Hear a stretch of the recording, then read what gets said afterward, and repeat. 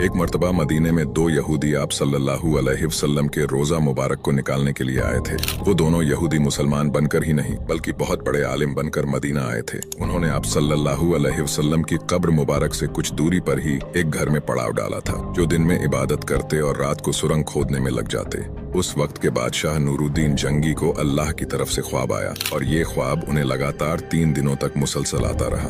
उन्होंने ख्वाब में देखा कि आप सल्लल्लाहु अलैहि वसल्लम के रोजा मुबारक को कोई तकलीफ दे रहा है, इसलिए आप फौरन उसे जाकर देखें। कई दिनों के बाद भी नूरुद्दीन जंगी को कोई सबूत हाथ नहीं लगा। एक दिन नूरुद्दीन जंगी ने सारे मदीने की दावत की। जब ये दावत शुरू हुई तो उन्होंने कहा, क्या सारा मदीना यहाँ मौजूद है? उनके गुलामों ने कहा, जी हुजूर, सब यहाँ है, बस वो 2 आलिम यहाँ पर नहीं है जो आप सल्लल्लाहु अलैहि वसल्लम के बिल्कुल करीब रहते हैं। नूरुद्दीन जंगी ने कहा, बस वो दोनों ही जो आपको तकलीफ दे रहे हैं। जब बादशाह वहाँ पर गए तो उन्होंने देखा कि यहूदियों ने अपने मुसल्ले के नीचे एक सुरंग बनाई हुई थी। जब अल्लाह ने बनी इसराइल को टिया के मैदान में 40 सालों तक भटकाए रखा तो भूख की शिद्दत से बनी इसराइल के लोग परेशान हो गए, जिस पर तरस खाकर हजरत मूसा अलैहिस्सलाम ने अल्लाह की बारगाह में दुआ की, जिस पर अल्लाह ताला ने बनी इसराइल पर 2 किस्म की आसमानी गिजा उतारी, जिसमें एक गिजा थी मन और दूसरी गिजा सलवा थी।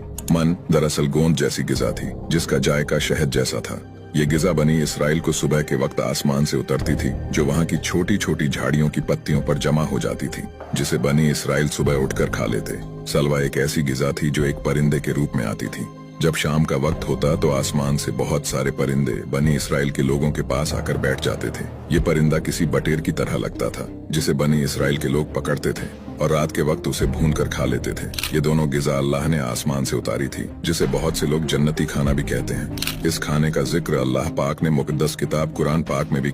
आज से तकरीबन 1400 साल पहले जब नबी पाक सल्लल्लाहु अलैहि वसल्लम की नबूवत पर कोई ईमान नहीं लाता था, तो उस वक्त नबी पाक सल्लल्लाहु अलैहि वसल्लम ने फरमाया था, अल्लाह मेरे इस दीन को हर घर में दाखिल करेगा। अल्लाह इज्जतदारों को इस्लाम से इज्जत देगा और जलील को कुफ्र से जलील करेगा और मशरिक से मगरिब तक मेरी हुकूमत पहुंचेगी। उस वक्त इस बात पर यकीन करना ऐसा था जैसे आज कोई ये कह दे कि सूरज मगरिब से निकलेगा, क्योंकि उस वक्त मुसलमान गुर्बत के आलम में जिंदगी काट रहे थे और उस वक्त मुसलमानों की तादाद भी बहुत कम थी। सिर्फ चंद लोगों ने ही इस्लाम कबूल किया था और छुप छुप कर इस्लाम की दावत दी जाती थी। लेकिन आज ये बात हिस्ट्री की किताबों में दर्ज हो चुकी है कि आप सल्लल्लाहु अलैहि वसल्लम का इस्लाम ऐसे फैला कि उस वक्त की रोमन और पर्शियन एम्पायर को भी फतह कर लिया। लेकिन आज इस्लाम दुनिया का दूसरा सबसे बड़ा मजहब है और दुनिया का सबसे तेज फैलने वाला